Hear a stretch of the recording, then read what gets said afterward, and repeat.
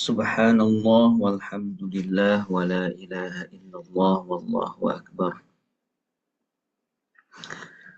Wa la hawla wa la quwwata illa billahil aliyyil azim. Wa sallallahu ala sayyidina Muhammad wa ala ali sayyidina Muhammad. Amma ba'du. Pagi hari ini alhamdulillah kita diperjumpakan kembali dalam murajaah kitab hadis Sahihul Bukhari untuk terhubung dengan hadis-hadis Rasulullah Sallallahu Alaihi Wasallam yang sahih, yang diriwayatkan oleh Imamul Muhaddisin Abu Abdillah Muhammad bin Ismail Al-Bukhari.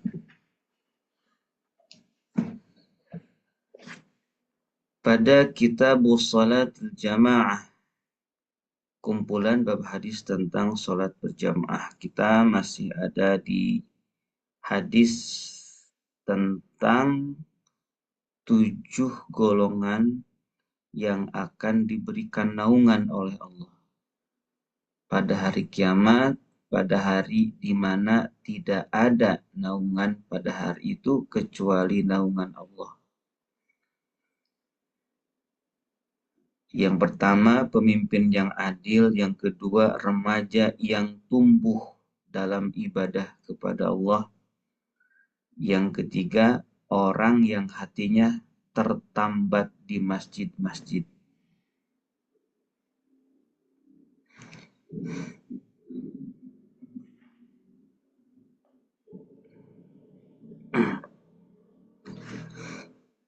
Kemarin di nomor 2, syabun, itu kita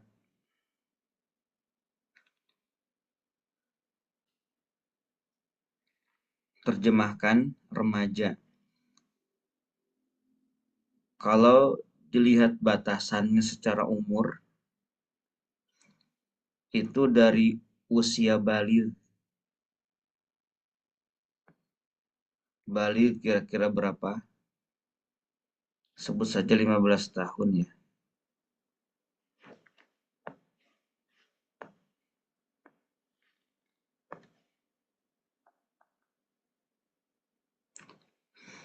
Sampai umur 30 atau 40. Jadi kalau sudah lewat dari 40, itu sudah tidak syab.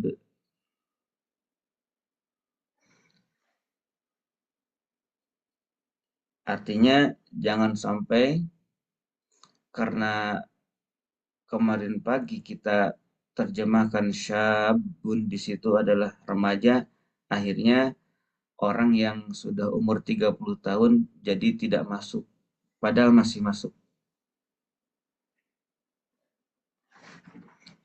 Kalau udah 40 tahun baru nggak masuk.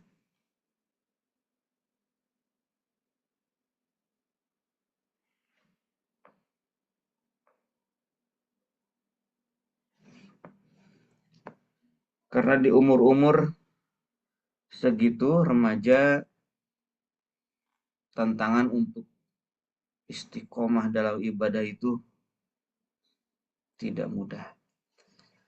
Yang keempat, warajulani, dan 2 orang.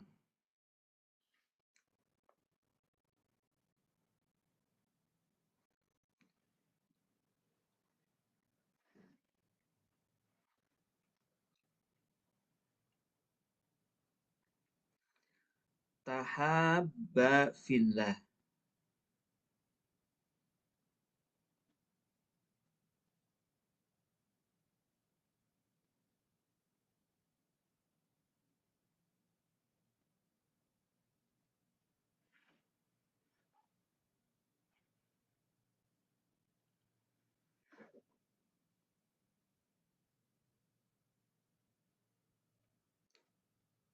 yang saling mencintai. Fillahi, karena Allah.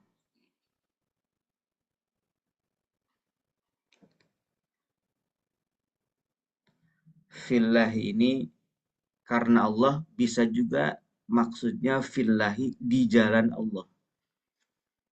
Saling mencintai di jalan Allah.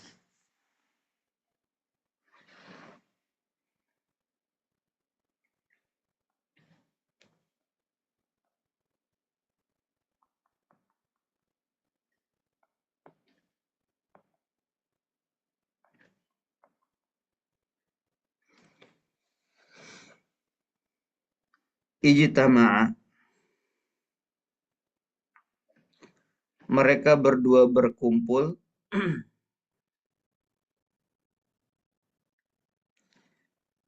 Mereka berdua berkumpul.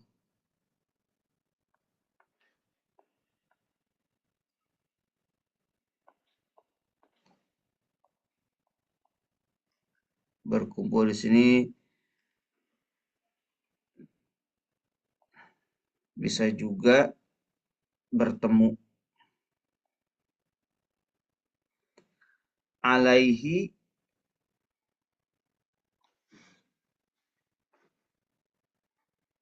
atas Allah. Alaihi, atas Allah. Ini maksud atas Allah itu ya karena Allah.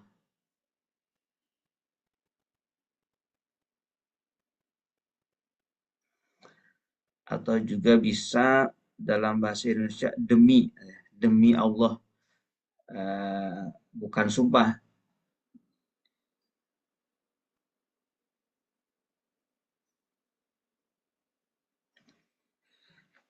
Karena Allah wa tafarraqa, dan berpisah. Alaihi, karena Allah, atau atas Allah, maksudnya karena Allah atau demi Allah.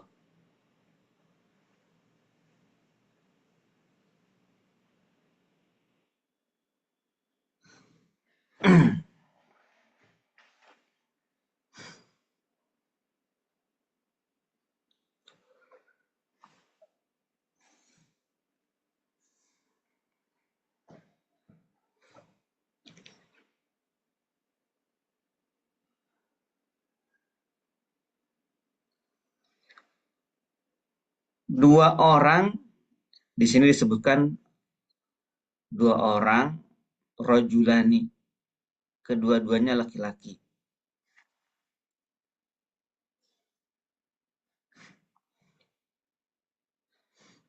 yang saling mencintai di jalan Allah, yakni motivasi saling mencintai di antara mereka tidak ada yang lain, hanya Allah saja.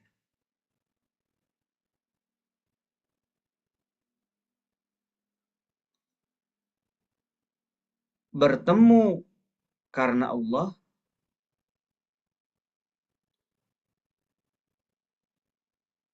dan nanti berpisah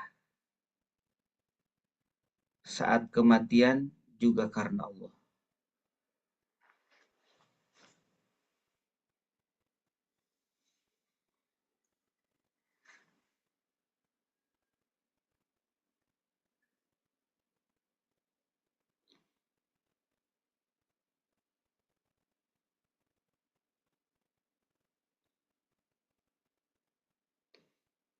Contohnya,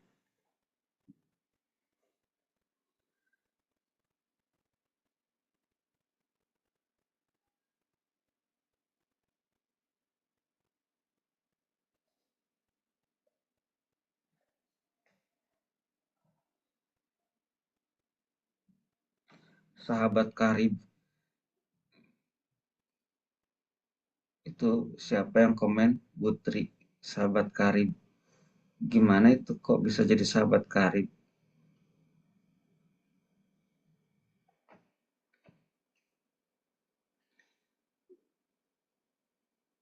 Kalau sahabat karib ya Rasulullah dan semua para sahabat, semuanya sahabat karib semua itu mah.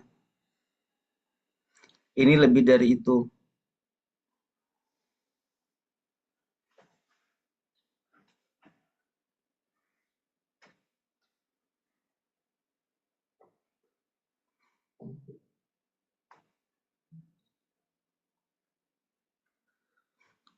Dan bukan soal karibnya, tetapi motivasinya apa.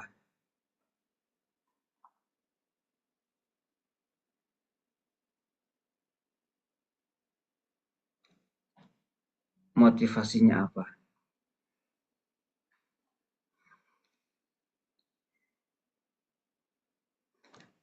Saya contohkan begini. Jadi jangan dulu simpulin ya, biar saya kasih contoh dulu.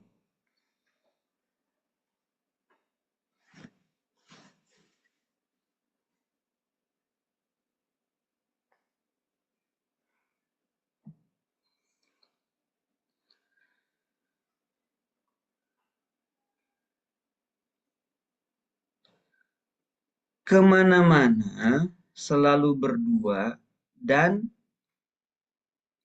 semua itu dalam rangka mengerjakan perintah Allah.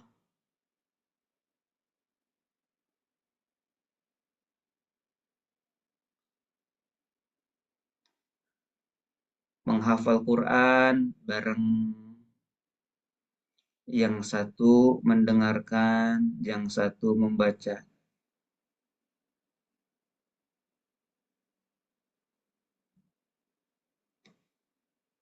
Terus gantian, yang tadinya membaca jadi dengerin, yang tadinya dengerin jadi membaca.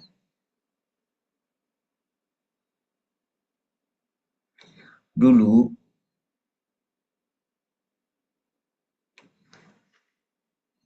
ketika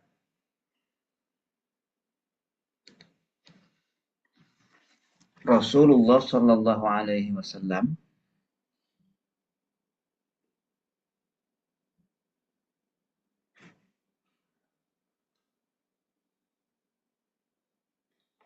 tiba di Madinah, beliau mempersaudarakan antara sahabat muhajirin dan sahabat ansor. Dipasangkan si fulan dengan si fulan. Itu disebut al-ikha.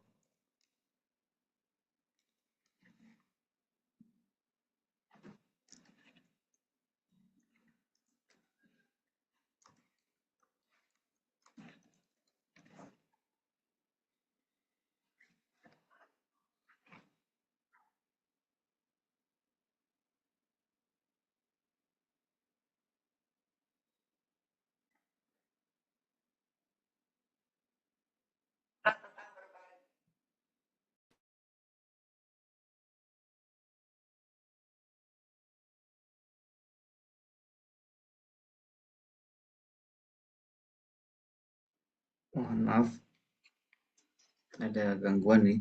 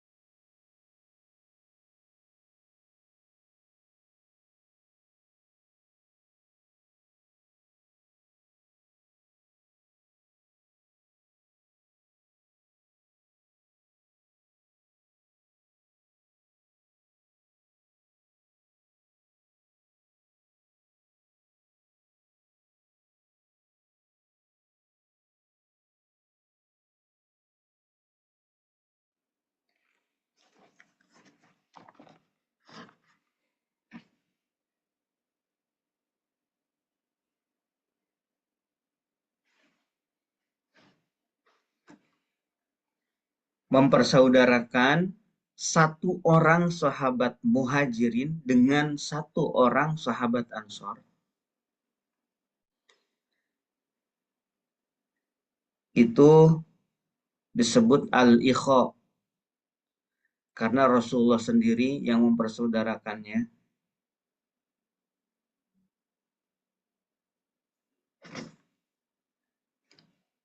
Coba al-ikha itu nulisnya kayak gimana? Kemungkinan akan salah kalau nggak ngerti.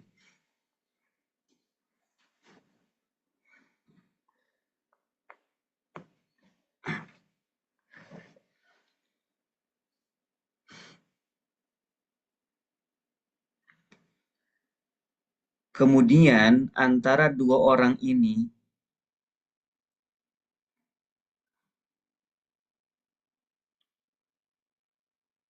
menjadi berbagi apa yang dimiliki.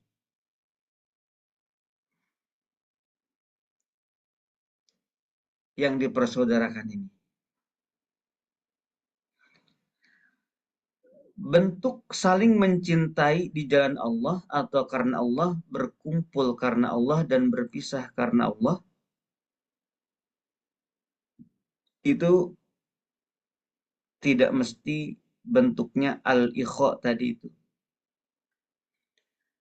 Bisa saja kita menemukan teman dalam ibadah, tapi bukan suami istri, bukan. Ini laki-laki dengan laki-laki.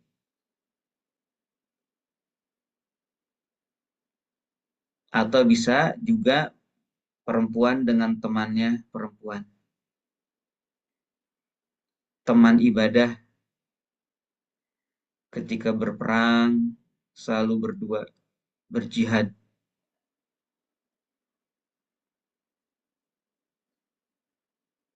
Ketika ke masjid berdua, mengerjakan ibadah-ibadah lain juga berdua.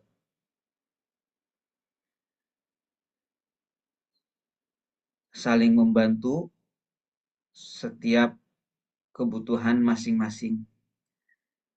Nah, itu gambaran yang mencintai di jalan Allah.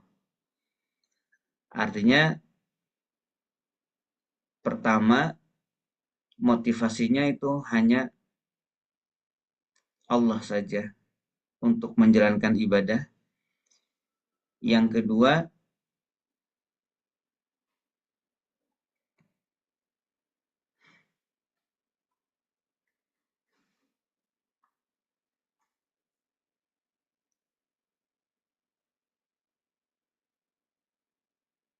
mereka saling mencintai itu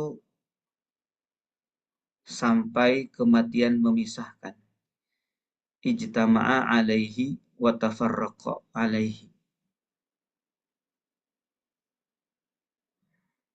Sampai kematian memisahkan.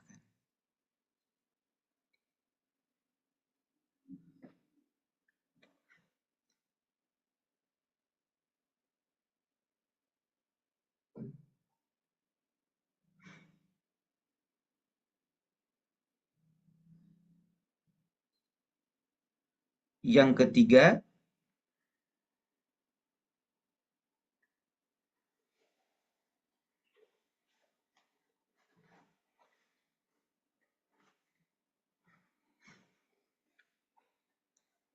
ini di luar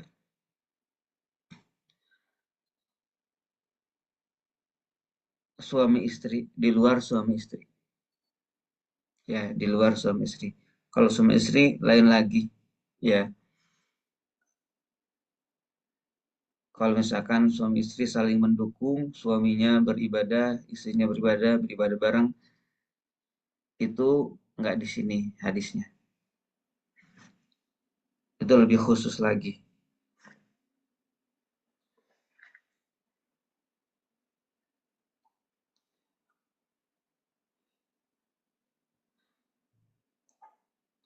Bisa nggak banyakan? Misalkan circle gitu ya, satu circle ada 3 orang, 4 orang, atau ya satu grup gitu ya, satu grup.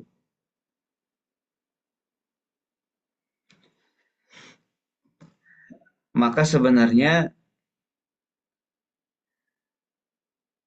dari hadis ini warajulani ya, karena Rasulullah menyebut 2 orang gitu ya. Kita mungkin punya circle banyak. Artinya satu circle kita itu banyak orang di situ, tapi tetap saja dalam satu circle itu kita hanya ada satu orang saja yang selalu bersama, yang eh, paling ya mengingatkan, paling sering mengingatkan, gitu ya.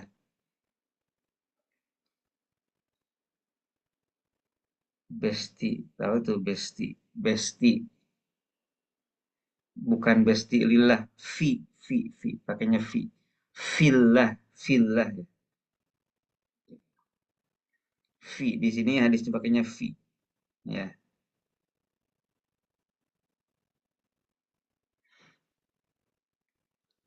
Nah, gitu ya.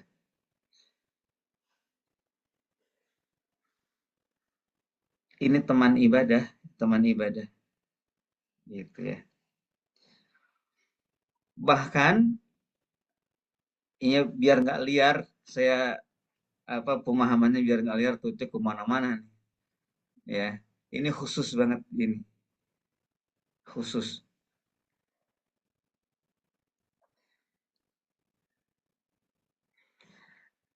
Nanti ada hadis banyak di khususnya di Kitabul Adab kalau tidak salah nanti.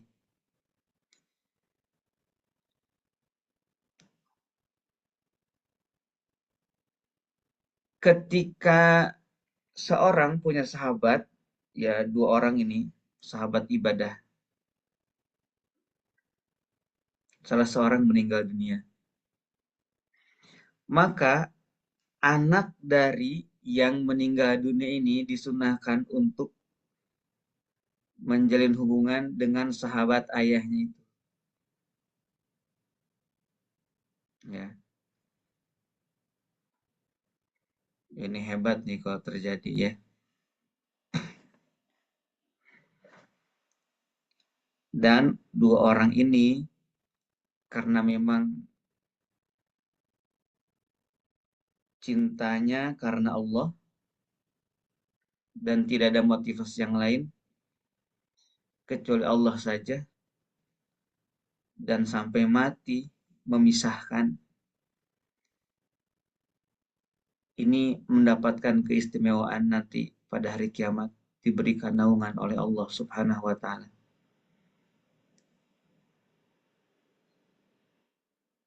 Di naungan Allah saat tidak ada naungan pada hari itu kecuali naungan Allah saja.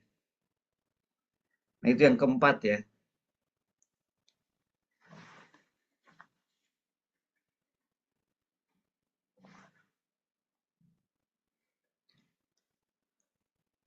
Nanti kan ada syafaat ya. Ini lagi nyeritain induknya, pokoknya. Warajulun tolabathu mra'atun. Warajulun dan laki-laki tolabathu, yang dicari, yang disukai, yang dicari.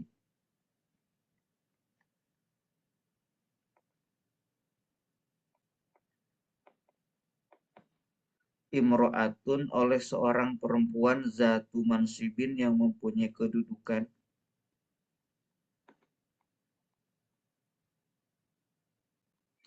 wajah malin, dan kecantikan. Faqala, lalu dia berkata, laki-laki itu berkata, ini sesungguhnya aku akhafu, takut, Allah, kepada Allah. Seorang laki-laki yang dirayu oleh seorang perempuan yang mempunyai kedudukan dan kecantikan. Kedudukan dan kecantikan. Jadi punya martabat yang tinggi dan kecantikan. Dirayu.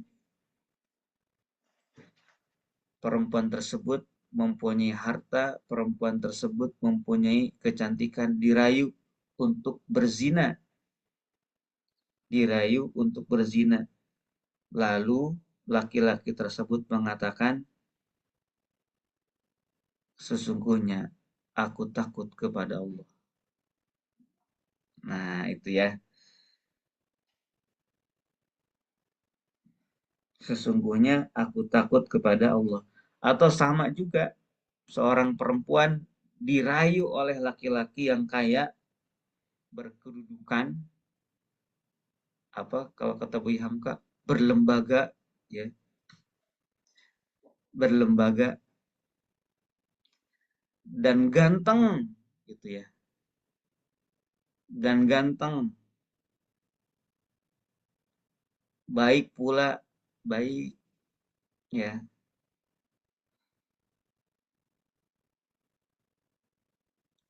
Lalu dikatakan inni akhafullah, ya, sesungguhnya aku takut kepada Allah. Bisa saja ya ini perempuan juga dirayu oleh laki-laki. Tapi kenapa di sini disebutnya laki-laki ya? Karena memang hal ini terjadinya lebih besar potensinya itu pada laki-laki. Ya, karena perempuan itu merayu. Kalau laki-laki biasanya bukan merayu, lebih kepada kekerasan. Ya kan, pelecehan-pelecehan kan biasanya dilakukan para laki-laki yang tidak bertanggung jawab. Kebanyakan, umumnya ya.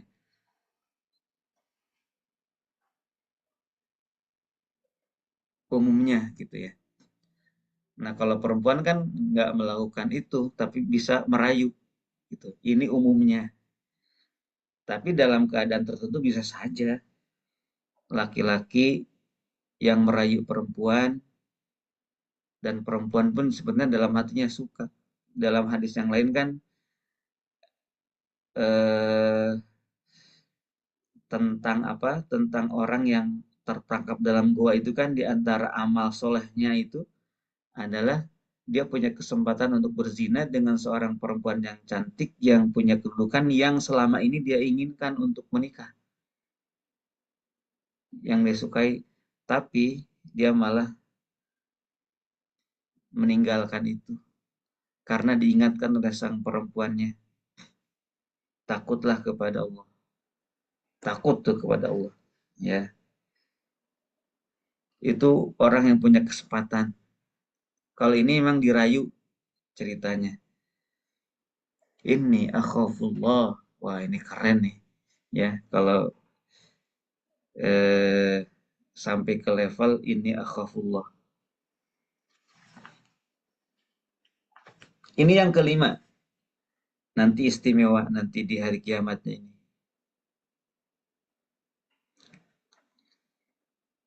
Warajulun yang keenam, dan laki-laki atau orang saja di sini tasoddaqo yang bersedekah. Akhfa. Akhfa. Dia sembunyikan sedekahnya itu hatta ta'lama, hingga tidak mengetahui shimaluhu, tangan kirinya, ma kepada apa, tunfiku, yang menafkahkan, yaminuhu, tangan kanannya. Orang yang bersedekah secara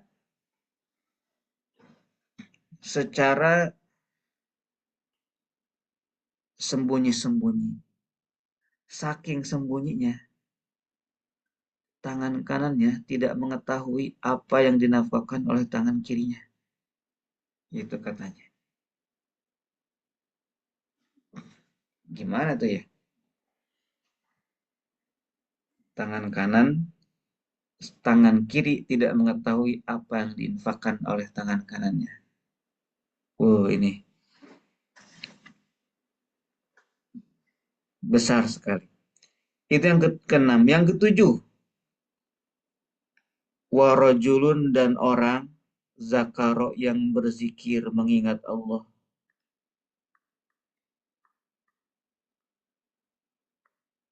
Kholian dalam keadaan sendirian ini, berzikir kepada Allah sendirian, baca Quran sendirian, murojaah sendirian. Fafadat ainahu, fafadat lalu berlinang, tumpah. Berlinangnya itu bukan berlinang kecil tapi banyak, deras. Ainahu, kedua matanya. Ini yang ketujuh, ya. Orang yang berzikir kepada Allah saat sendiri lalu air matanya tumpah.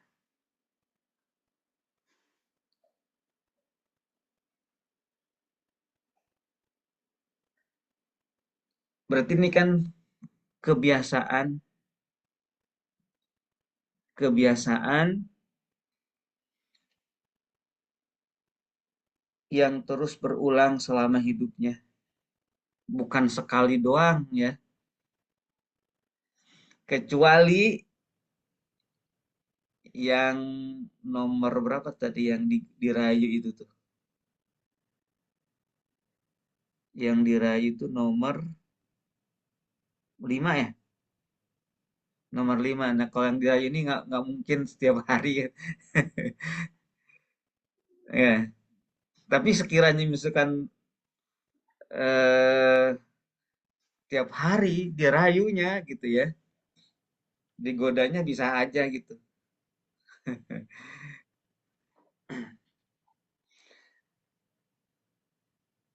Berarti artinya gini, itu laki-laki sekalipun, satu kali pun belum pernah tergoda. Gitu ya. Satu kali pun belum pernah tergoda.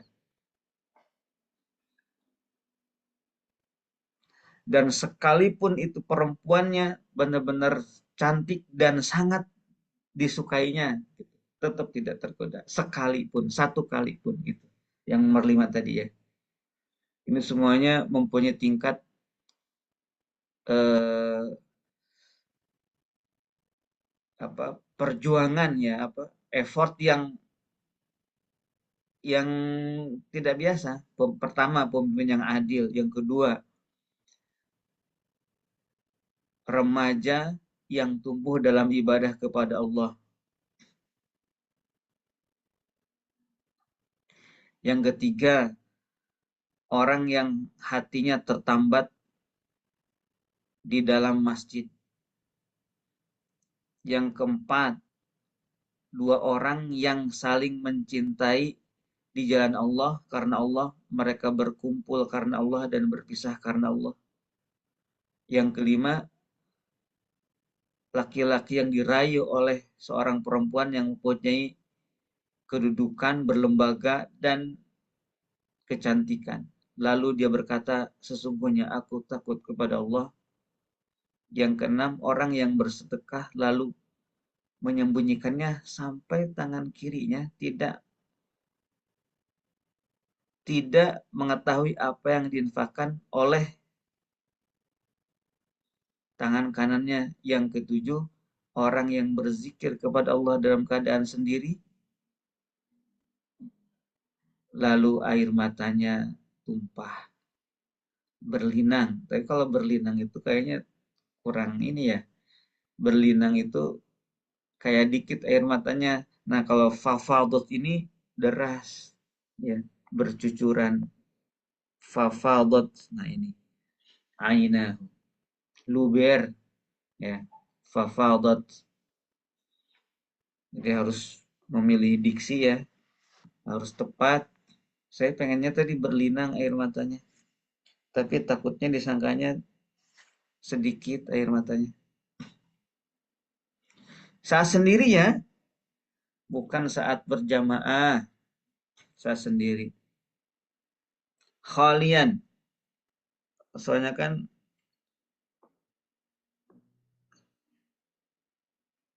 berderai-derai, iya tuh berderai-derai. Khalian ya, khalian itu lagi sendiri. Khalian. Gimana kalau lagi muhasabah bareng gitu ya? Itu enggak termasuk ya. Muhasabah bareng, berdoa bareng itu enggak masuk. Ini khalian lagi sendiri saja. Ya,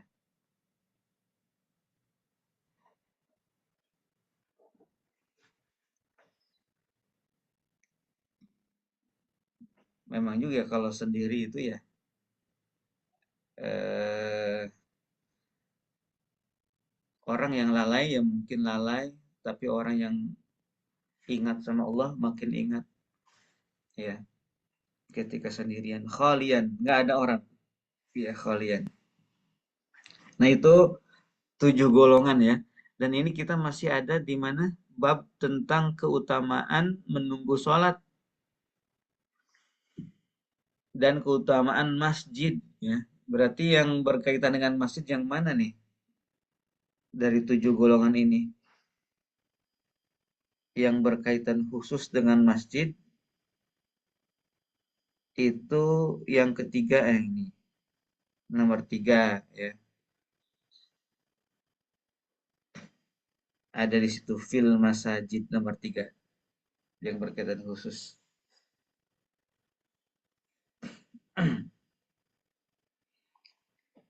Baik itu barangkali pada pagi hari ini, kalau misalkan seseorang dalam dirinya ada ketujuh-tujuhnya, kan bisa saja ya ada ketujuh-tujuhnya itu ada gitu ya pada diri seseorang. Imam adil iya, waktu remajanya juga ibadahnya tumbuh dalam ibadah, hatinya bergantung ke masjid, tertambat di masjid, kemudian juga mencintai sahabatnya karena Allah, dia punya sahabat sejatinya, kemudian dia pun tahan godaan dari syahwat-syahwat godaan perempuan, dia takut kepada Allah, dia pun juga sedekah, kemudian menyembunyikannya, ya, dan juga ketika sendirian dia berzikir bisa saja. Yang paling susah yang mana nih? Yang paling susah kelihatannya nomor satu itu imam yang adil itu. Ada yang adil tapi nggak jadi imam, nggak jadi pemimpin. Ada yang jadi pemimpin nggak adil, ya sesuai urutannya nih kayaknya, sesuai urutannya. Urutan nomor satu itu yang paling besar gitu ya. Urutan dua di bawahnya lagi sampai nomor 7 paling terakhir. Karena tantangannya dan godaannya makin berat. Semakin berat itu semakin besar tentunya juga.